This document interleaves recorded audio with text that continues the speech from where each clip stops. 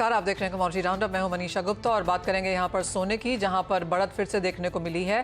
और most importantly आज यहां पर यूएस का नॉन फार्म पेरोल डेटा है। अगर ये आंकड़ा कमजोर आता है तो आप सोने में तेजी आता हुआ देखेंगे, और अगर ये आंकड़ा तेजी वाला आता है तो कुछ मुनाफा वसूली यहां पर सोने में एक्सपेक्ट की जा सकती है। तो इस नंबर पर ऑफकोर्स यहां पर रखनी होगी नजर। और साथ ही साथ आपसे बात करवाएंगे आज कल्याण ज्वेलर्स के मैनेजमेंट की, और जानेंगे उनसे कि किस तरह की डिमांड वो आगे जाता हुआ देख रहे हैं।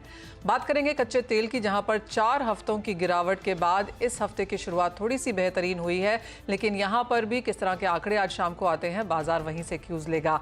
साथ ही बात करेंगे एग्रीकल्चर कमोडिटीज की, देखेंगे कि मौसम और मॉनसून यहां पर अगस्त के महीने में कैसा रह सकता है, और जो बुआई वाले यहां पर नंबर्स हैं उनका यहां पर आगे जाकर किस तरह की सिचुएशन रहेगी।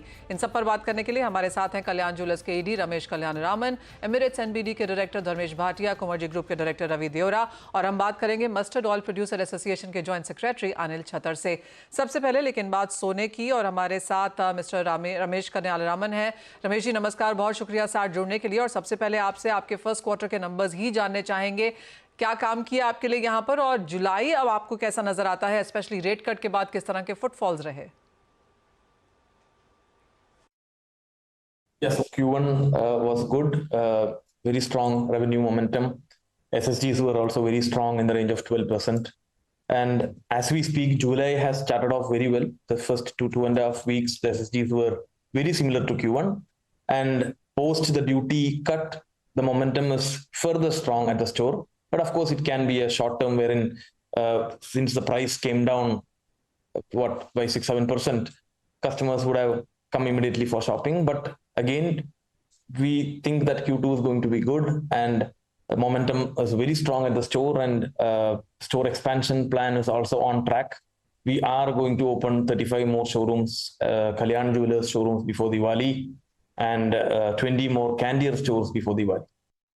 35 कल्याण ज्वेलर स्टोर्स और 25 कैंडियर स्टोर्स। लेकिन रमेश जी, इसमें क्या franchisees are part of these expansions? क्या आपने नंबर्स वो यहाँ पर इंक्लूड कर लिए हैं?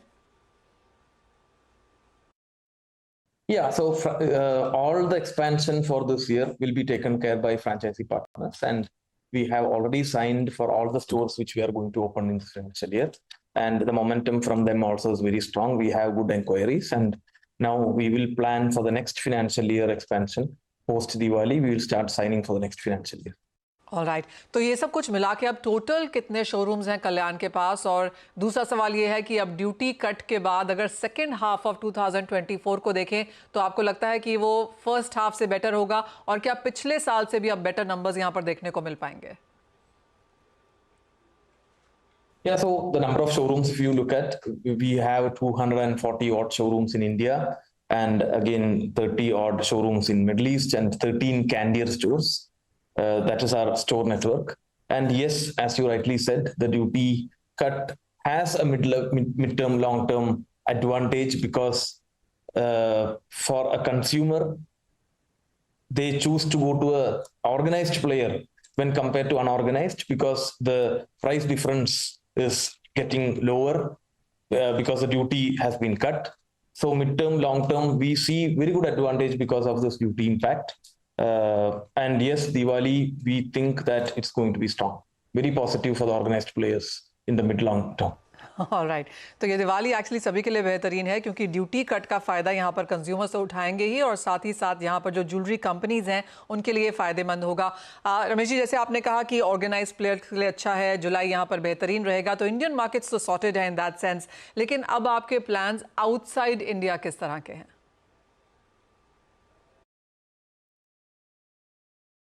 Outside India, we will open our first store outside the Middle East. We are opening in the US, New Jersey. That will come before Diwali, and post that, with its success, we will lay out a plan for the US expansion. And Middle East, we will be adding a couple of showrooms in this financial year. We'll also be converting a few owned stores in Middle East to franchised ones, so that can also come and reduce our CC limit there. जी हाँ, absolutely. Middle east में वहाँ पर expansion plans हैं और वो एक बहुत बेहतरीन मार्केट भी है इंडियन ज्वेलर्स के लिए। कल्याण ही नहीं, हमने बाकी काफ़ी सारे ज्वेलर्स को भी वहाँ पर एक्सप्लोर करते हुए देखा है। लेकिन साथ ही साथ अगर हम वापस इंडिया की तरफ यहाँ पर लौटें, तो जो इंडियन डिमांड है, जो आप मानते हैं कि आगे जाकर दिवाली के लिए स्पेशली काफ़ी बेहतरीन होगा, इसमें अगर हम एक कैटेगराइजेशन करें south versus rest of India, साथ ही साथ सोना वर्सेस स्टडेड ज्वेलरी की जो रेशियो है, तो उसमें किस तरह के नंबर्स बनता हुआ देखेंगे? Yeah, so South SSGs are 1% better than North South. And South, especially in certain states in South, like Tamil Nadu, the SSGs are even stronger than the rest of South. Again, studded ratio has improved because of two reasons. One, our expansion is in the non-South region. Two, there is a studded demand which is increasing even in our own stores, even within the South. So now it's in the range of 30%. Alright, एक final सवाल आपसे। अब आगे के numbers किस तरह से बनता हुआ देखते हैं। I know this is still initial days और जुलाई में हमने एक इम्पैक्ट और एक रिएक्शन तो आता हुआ देखा ही है, लेकिन अगर उसको रीड करें तो आगे जाकर आप किस तरह की गाइडेंस के साथ काम कर रहे हैं? I will not be able to share an exact number, but July has started on a very strong note, and the revenue growth which we see in Q1, it should only better in Q2 is what we think as we speak, and this year also should come out with strong numbers. Duty cut has only given more push to demand now, and I am very upbeat a bit on the customer. For all prospects, we are very upbeat. कल्याण रामन, बहुत शुक्रिया हमारे साथ जुड़ने के लिए। तो वो कल्याण के नंबर्स ऑफ कोर्स हमने आते हुए देखे हैं जो ऑन द पॉजिटिव साइड है, लेकिन कंपनी हमें वो कहती भी रही है कि नंबर्स बेहतर होने की उम्मीद भी है और आगे ऑफ कोर्स IIJS भी है और जुलाई का महीना बेहतर गया है। अगस्त से यहाँ पर रक्षाबंधन के साथ साथ त्यौहार भी शुरू हो जाते हैं, तो उसकी खरीदारी भी हम आगे जाता हुआ देखेंगे ही। और वो प्राइसेस हैं आपके समक्ष, जहाँ पर 550 रुपये की तेजी के साथ आज सोने पर कारोबार फिलहाल होता हुआ नजर आया है और 70,000 के ऊपर यहाँ पर भाव लौटे भी हैं। धर्मेश, आप कैसे देखते हैं current gold and silver prices? अगर जुलाई का महीना देखें तो चांदी नेगेटिव बंद हुई, लेकिन सोने में हमने बढ़त यहां पर जारी रहते हुए देखी है। आज यूएस का नॉन फार्म पेरोल डेटा है, कितनी नजर उस पर है और यहां से अब आप क्या स्ट्रैटेजी बनाएंगे? देखिए, अगर आप सोने की बात करें तो सोने की जो चमक है वो फिर से देखने मिल रही है। अंतर्राष्ट्रीय मार्केट में आप बात करें तो ऑलमोस्ट $2500 की ऊपरी स्तरों पर फ्यूचर्स ट्रेड हो रहा है, ऑलमोस्ट लाइफ टाइम हाई पे आ चुका है। डोमेस्टिक मार्केट की बात करें तो 70,000 का स्तर मार्केट ने फिर से पकड़ लिया है और मैं एक्सपेक्ट करता हूं कि रुपए के कमजोरी के कारण इसको डबल इम्पैक्ट होगा और ये तेजी बरकरार रह सकती है। मैं रिकमेंड करूंगा निवेशकों को कि डिप पे बाय करके चले, क्योंकि फंडामेंटली और टेक्निकली दोनों सोना काफी स्ट्रांग है। रही चांदी की बात, तो चांदी अगर देखें तो पिछले महीने ऑलमोस्ट 90,000 के स्तर थे और ऑलमोस्ट 80,000 के स्तर पे आके मार्केट लुढ़क चुका है। काफी कोशिश कर रहा है $30 का ब्रेक करने के लिए, बट मैं रेकमेंड करूंगा कि चांदी में अभी भी काफी क्षमता है ऊपर जाने की, तो चांदी में ज्यादा निवेश करके चल सकते हैं, अपनी पोर्टफोलियो की परसेंटेज इसमें बढ़ा सकते हैं, क्योंकि अगर सोना भागेगा तो चांदी उसको लेके साथ में चलेगी। तो मैं एक्सपेक्ट करता हूँ कि चांदी फिर से 87-88,000 रुपीज और डॉलर के स्तर में देखिए तो $31 से $32 के स्तर आपको फिर से देखने मिल सकते हैं। साथ ही मेटल्स आप कैसे देखते हैं धर्मेश? बिकॉज जुलाई के महीने में 10% की गिरावट कॉपर में, एल्यूमिनियम में, जिंक में देखने को मिली है। लेड और निकल की अगर बात की जाए तो 3.5 से 4.5% की गिरावट यहाँ पर भी है। क्या अगस्त का महीना कुछ डिफरेंट होगा? देखिए, मेरे हिसाब से अगर आप देखें तो काफी अच्छी गिरावट आपको specially copper base metal counter में देखने मिली। ऑलमोस्ट 800 के स्तर भी ब्रेक करते हुए देखा प्राइस ने, ऑलमोस्ट 900 से। तो प्राइस फंडामेंटली काफी सपोर्टिव है नहीं, चाइना से कोई डिमांड एसेट बढ़ नहीं रही है, प्लस डॉलर की वॉलेटिलिटी के कारण मार्केट में एक स्थिरता नहीं थी। मैं एक्सपेक्ट करता हूँ कि ये कमजोरी जारी रह सकती है, स्पेशली कॉपर की तरफ। मैं एक्सपेक्ट करता हूँ कि प्राइस 790 से लेकर 780 के स्तर फिर से आ जाएंगे। तो मैं बिकवाली की सलाह दूंगा बेस मेटल काउंटर में। एज सच अभी कोई भी डिमांड नहीं है। सेम अगर आप देखिए ऑयल में भी मार्केट में काफी अच्छा गोता लगाया है। तो मेरे हिसाब से बेस मेटल और कमोडिटी सेक्टर में एज सच सारे कमोडिटीज वीकनेस में ही है, एक्सेप्ट बुलियन जहां पे सेफ हेवन बाइंग चल रही है। एक फाइनल सवाल यहाँ पर कच्चे तेल में, जहाँ पर जुलाई के महीने में 7.5% की गिरावट थी क्रूड में, यहाँ पर आज हल्की सी बढ़त है। कैसे देखते हैं यहाँ पर और यहाँ पर क्या करने की राय? देखिए, अगर आप देखिए तो पिछले 2 दिनों में काफी तेजी देखने मिली थी $2-2.5 की। वो एक शॉर्ट कवरिंग थी और प्लस ओपेक की भी मीटिंग्स आ रही है। अगर मार्केट 70-80 के स्तर पे रहता है तो ओपेक और non OPEC, consumer non consumer, दोनों कंट्रियों के लिए एक अच्छे फायदा का सौदा रहेगा। अगर बढ़ता है तो मार्केट में कंजम्पशन काफी कम हो जाता है, plus dollar demand as such है नहीं। मेरे हिसाब से यहाँ पे कमजोरी जारी रह सकती है। जो ट्रेड्स है, सारे जो कॉन्ट्रैक्ट्स है वो बैकवर्डेशन में चल रहे हैं। इसका मतलब है कि आगे वाले महीने में काफी मंदी है। तो मैं एक्सपेक्ट करता हूँ जब तक नवंबर दिसंबर नहीं आता, ठंडी का माहौल जब तक पिकअप नहीं होता, फंडामेंटली मार्केट प्रेशर में रहेगा। डोमेस्टिक मार्केट की बात करें तो यहाँ से एटलीस्ट 200 रुपए की और गिरावट फिर से आ सकती है प्राइस में। और अंतर्राष्ट्रीय मार्केट की बात करें तो मैं एक्सपेक्ट करता हूँ कि $75 का काफी अच्छा लेवल है WTI में, मार्केट वहां पे एक बार संभल सकता है। ऑल राइट, बहुत शुक्रिया धर्मेश हमारे साथ आज जुड़ने के लिए और क्लियरली उन सभी नॉन एग्री कमोडिटीज पर बात भी करने के लिए। इसी के साथ एक ब्रेक ले रुकेंगे, जब लौटेंगे तो बात करेंगे एग्री की, मौसम की एंड ऑफ कोर्स खाने के तेलों में क्या रुझान है, बताएंगे आपको। और अब हमारे साथ मस्टर्ड ऑयल प्रोड्यूसर एसोसिएशन यानी कि मोपा के जॉइंट सेक्रेटरी अनिल छतर हैं। अनिल जी नमस्कार। और रिसेंटली मोपा की मीटिंग हुई है, आपसे जानना चाहेंगे अब लेटेस्ट कुछ फेरबदल यहाँ पर नंबर्स में करने को मिला है और साथ ही साथ किस तरह की अवेलेबिलिटी अब देखते हैं आप, सामने किस तरह की मांग है। मोपा की जो मीटिंग हुई है उसमें 123 लाख टन की क्रॉप में कोई चेंज नहीं किया गया है। क्रॉप सेम रखी गई है। अप्रैल में थोड़ी क्रैशिंग ज्यादा हुई है, उसमें नंबर में 3-4 लाख टन का चेंज किया है। डिमांड ये है कि 40% इंडस्ट्री हमारे यहाँ की बंद पड़ी है। तो मुझे नहीं लगता कि अभी 70 लाख टन 72 लाख टन का स्टॉक आज 2 अगस्त को इंडिया में है। तो आने वाले टाइम में 6-7 लाख टन 6-7 लाख टन से ज्यादा क्रैशिंग, मैक्सिमम 8 लाख टन से ज्यादा क्रैशिंग नहीं होती है। तो ये क्रॉप तो सफिशिएंट है, आने वाले टाइम के लिए क्रॉप सफिशिएंट है। जी अनिल जी, जैसे आपने कहा कि 40% उद्योग यहाँ पर बंद पड़ा है, तो किस तरह के क्लियरली मार्जिन्स में तो लॉसेज हैं ही, आप हमें पहले भी बताते रहे हैं। एज ऑफ नाउ किस तरह की स्थिति है मार्जिन्स को लेकर, सरकार से किस तरह की बातचीत है? हम 2 साल से गवर्नमेंट से रिक्वेस्ट कर रहे हैं, हो सकता है कि अभी कुछ गवर्नमेंट चेंज करे। अब एक तो इसमें आयातित तेल बहुत सस्ते हैं, उस पर अंकुश लगाना पड़ेगा। 10 से 15% का इंपोर्ट कम करना पड़ेगा और लोकल तेल को बढ़ावा देने के लिए 10 से 15% की ड्यूटी लगाना बहुत जरूरी है। जब तक ड्यूटी नहीं लगेगी लोकल तेल नहीं चल पाएंगे। 115 रुपए किलो का सरसों तेल और दूसरे तेल सब 95 के नीचे है। तो मेरे को नहीं लगता कि ये इंडस्ट्री चल पाएगी। इसमें गवर्नमेंट को जल्दी कोई डिसीजन लेना पड़ेगा। तीसरा एक और डिमांड हमने रखी थी कि एक्सपोर्ट पे इंसेंटिव दिया जाए। मस्टर्ड डीओसी, सोया डीओसी जो एक्सपोर्ट होता है उस पर इंसेंटिव दिया जाए। तो ठीक है, हम एमएसपी के आसपास कहीं ना कहीं मस्टर्ड और सोया में पहुंच पाएंगे, वो भी रिक्वेस्ट हमने की थी। चौथा हमने बोला था एक फ्यूचर ट्रेडिंग का बहुत बड़ा अंधेरा छाया हुआ है, हमको पता नहीं चलता कि इंडिया का मार्केट कल सुबह क्या होने वाला है। फ्यूचर ट्रेडिंग की भी रिक्वेस्ट की हुई है। तो ऐसा लगता है कि शायद कोई ना कोई रिक्वेस्ट पे ध्यान देके इंडस्ट्री की तरफ ध्यान दिया जाएगा, वरना इंडस्ट्री अभी बहुत खराब हालत इंडस्ट्री में है।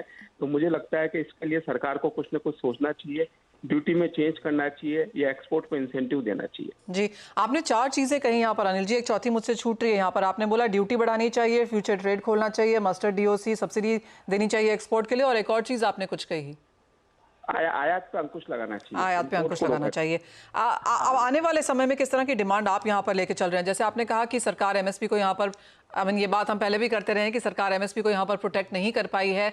तो जिस तरह का एडिबल ऑयल का बफर स्टॉक यहाँ पर सरकार बनाती है, जिस तरह की नेफेड की हमने खरीदारी यहाँ पर बनते हुए देखी है, वो नंबर्स अब किस तरह से नजर आते हैं? नेफेड के पास में अभी भी 27 लाख टन है और नो डाउट के भारत सरकार ने और नेफेड ने अराइवल के समय किसान को सपोर्ट किया। 5,650 में माल खरीदा, लेकिन वो माल करीब 15-20 लाख टन ही माल खरीद पाए, बाकी माल बाजार भाव बिकना पड़ा। सेम स्थिति सोयाबीन की है। सोयाबीन की एमएसपी 4,892 रुपए है, 4892। अभी भाव मंडियों में 4200 रुपए चल रहे हैं, करीब एमएसपी से 15% कम है और सोयाबीन आने में 1.5 से 2 महीने की देरी है। तो कितना माल सरकार एमएसपी पे खरीद पाएगी? अगर एमएसपी पे नहीं खरीद पाती है तो ड्यूटी बढ़ाना और इंसेंटिव देना दोनों करना पड़ेंगे उन्हें। एमएसपी के आसपास में एमएसपी के आसपास सोयाबीन पहुंच सकता है और उससे सरकार को भी नहीं खरीदना पड़ेगा, इंडस्ट्री भी चल जाएगी।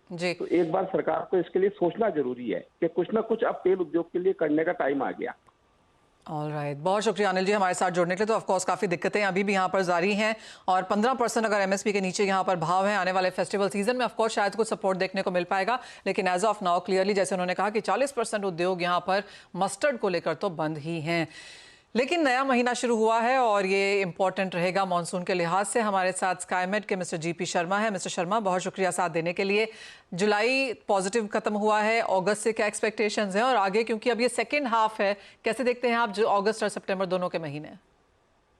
अगस्त के महीने में जो पहला हाफ होगा अगस्त का, वो दूसरे हाफ से अलग होगा। पहले हाफ में अच्छी बारिश है। आज के दिनों में भी जैसे कुछ क्षेत्रों में जहां वर्षा नहीं हुई थी, जैसे पश्चिमी बंगाल में अच्छी वर्षा हुई है।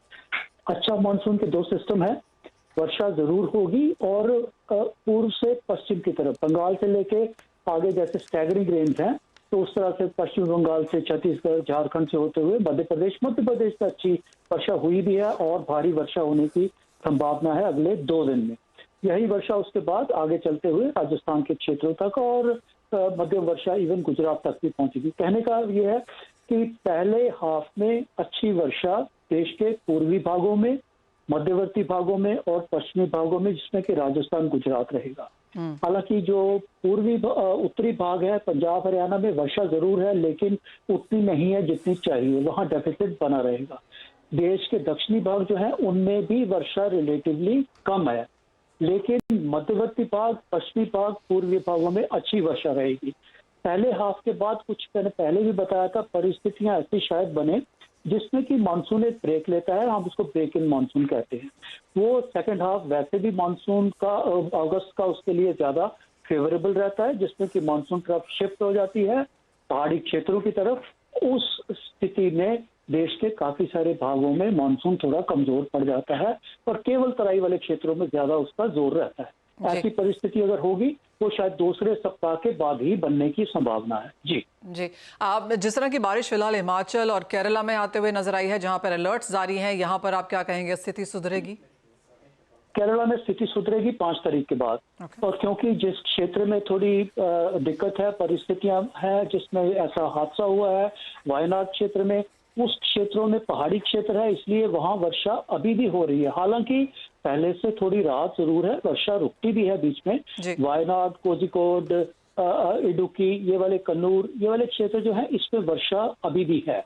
दक्षिणी भागों में थोड़ी कम है, त्रिवेंद्रम, कोची तक वर्षा कम है, लेकिन जो क्षेत्र प्रभावित हैं, विशेषकर जो वायनाड की बात करें, उस क्षेत्र में वर्षा अगले 2 दिनों से तक जारी जरूर रहेगी, चाहे रुक रुक कर ही होगी और ज्यादातर रात के समय तो वर्षा जरूर होगी वहां और भारी वर्षा होने की भी संभावना रहेगी। 5 तारीख के बाद से जरूर राहत मिलेगी उन क्षेत्रों में और अच्छी राहत, फिर वो लगभग 4-5-6 दिन तक भी बेशक जो है मैं कह रहा हूँ मानसून की वर्षा लाइट रहेगी, लेकिन 5 तारीख के बाद। Point taken. मिस्टर शर्मा, बहुत शुक्रिया साथ जुड़ने के लिए। तो यानी कि 5 अगस्त तक अच्छी खासी बारिश है और जैसे मिस्टर शर्मा कहते भी रहे हैं कि पहला जो हिस्सा है अगस्त का 1 से 15 तारीख तक बारिश अच्छी है, उसके बाद सेकंड हाफ में हम ब्रेक इन मानसून आता हुआ देखेंगे। लेकिन as of now Rajasthan, Gujarat समेत काफ़ी जो सेंट्रल और वेस्टर्न इलाके हैं, यहाँ पर बारिश अच्छी होने की उम्मीद। हमारे साथ रवि देवरा हैं। रवि, आप सबसे पहले एग्री पे बताइए, जिस तरह का यहाँ पर क्यूज मिलते हुए नजर आए हैं मानसून से, आपकी सेंस क्या है और कहाँ पर आप ट्रेड करेंगे? मानसून की परिस्थिति देखे तो अभी तक तो इवन डिस्ट्रीब्यूशन रहा, इन पर्टिकुलर काफी साल के बाद बारिश कंपेरेटिव अच्छी हुई है। एंड सोइंग का भी नंबर जो देखे तो वहां भी डिस्ट्रीब्यूशन लग रहा है कि सही जा रहा है। पर्टिकुलर सोइंग के नंबर काफी बढ़ के आ रहे हैं, तो मींस कि ये अभी जो रुकेगी बारिश तो शायद लग रहा है कि ये नंबर और इम्प्रूव हो गए और ये 2021 के बाद एक अच्छा साल होगा जिसमें एक बम्पर शोइंग की एक्सपेक्टेशंस मार्केट कर रहा है। जिसमें जहाँ पे थोड़ा स्विंग कम है वहां पे मेरे हिसाब से फोकस लेना चाहिए। आई थिंक वहां पे कैस्टर में अभी देखे तो स्विंग की सिचुएशन थोड़ी वीक है, तो वहां पे थोड़ा फोकस रहेगा। कैस्टर सेट में बाई करें, अराउंड 6160 प्राइसेस चल रहे हैं। करंट लेवल पे बाई किया जा सकता है with stop loss of 6090। Target है ऊपर की साइड लग रहा है कि 6400 तक के लेवल शॉर्ट टर्म में, और अगर इंट्राडे ट्रेड है आपका तो वहां पे एटलीस्ट वहां पे 6320 तक के लेवल वहां पे देखने को मिल सकते हैं। तो कैस्टर से पहला पिक रहेगा, थोड़ा वहां पे बाय करना चाहिए। वहीं तन्या जो नॉन मींस के जिसका खरीफ सीजनल नहीं है, आई थिंक वहां पे थोड़ा फोकस रखे। तन्या में भी कंपैरेटिव स्थिति सामान्य है, एंड पर्टिकुलर जो सप्लाई है वो भी कम हुई है, तो वहां पे फोकस रखे। 7150 के करीब वहां पे बाय करे। स्टॉप लॉस लगाए around 7070 and target would be 7300। साथ ही साथ रवि, गुआर आप कैसे देखेंगे, क्योंकि यहाँ पर अच्छी खासी बुआई के नंबर्स आते हुए नजर आए हैं? जब से वहां पे देखे तो कंपेटिटिव सिचुएशन यही रही है। 5200 से 5600 गुआर सीड एंड 10,600 से लेके 11,200 गुआर गम। तो आई थिंक मुझे लग रहा है कि ब्रॉडर रेंज में रहेगा। पर्टिकुलर जो 2 दिन पहले उछाल आया था, आई थिंक वो सस्टेन नहीं हो पाया, एंड शार्प एक गिरावट वहां पे आई है, बट मुझे लग रहा है फिर भी 550-300 के करीब एक काफी हम सपोर्ट है। एंड गुआर गम की बात करें तो 10,500 के करीब काफी अच्छा सपोर्ट है, वहां पे बाय एंड डिप्स करना चाहिए। शायद 1-2 दिन सेंटिमेंट यहाँ से वीक रह सकता है, अदरवाइज मुझे लग रहा है कि प्राइसेस में 15 अगस्त के बाद एक अच्छी रिकवरी आनी चाहिए, क्योंकि ऑलमोस्ट वहां पे सोइंग का प्रोबेबिलिटी खत्म हो जाएगा। तो आई थिंक 5340 5330 के करीब वहां पे शॉर्ट टर्म के लिए बाय करें, 5200 का स्टॉप लॉस लगाए, फिर से 5600 के लेवल की उम्मीद करनी चाहिए।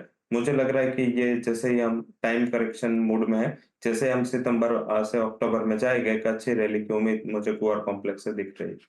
तो आज लेकिन बहुत बेहतर दिन नहीं है गुआर के लिए। 2.5% की गिरावट सीड में, 3.5% गम नीचे है।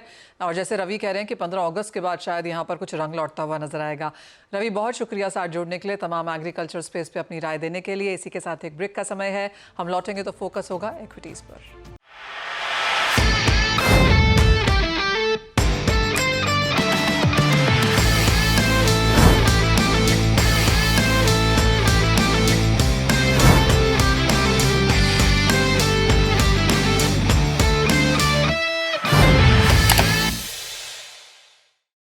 बता दें कि मनी कंट्रोल पर दिए गए विचार एक्सपर्ट्स के अपने निजी विचार होते हैं। वेबसाइट या मैनेजमेंट इसके लिए उत्तरदायी नहीं है। यूजर्स को मनी कंट्रोल की सलाह है कि कोई भी निवेश निर्णय लेने से पहले सर्टिफाइड एक्सपर्ट की सलाह लें।